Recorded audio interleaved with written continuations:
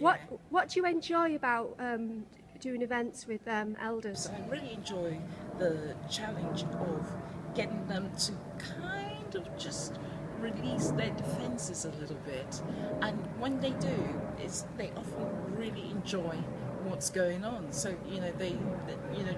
just now when I performed Jacqueline's story to them, you can see that they were really engaged, and even the Latin American elders, some of who don't speak the language, you can see their faces, they're eager, so things, what I try and do in that kind of situation is make my body movements kind of transmit and communicate things they might not understand in the words, so I love to see the faces engaged. I love to see them relax into the activity, and realize that actually they're quite enjoying this, so that's a good thing to see. Is there anything else you wanted to say about today?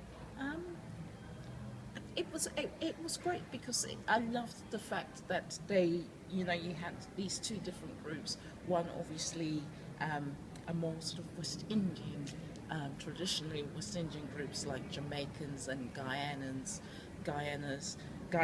people from Guyana, and Barbados and places like that, and Trinidadians coming together with people who were much more sort of Latin,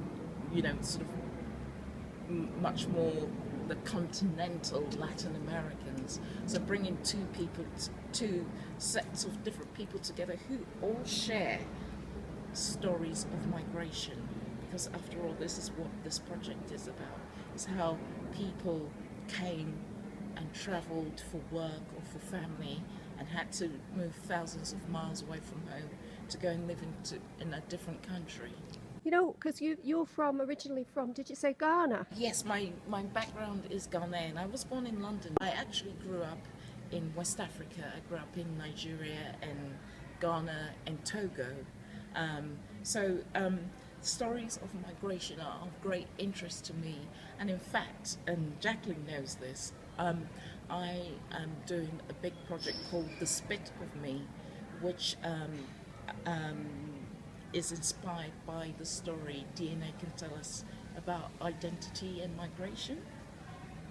And it was also inspired by the little stories my grandma used to tell me of us having German ancestors. And of course, when you look at me, your mind doesn't immediately go to German, but at the molecular level, we are all mixed.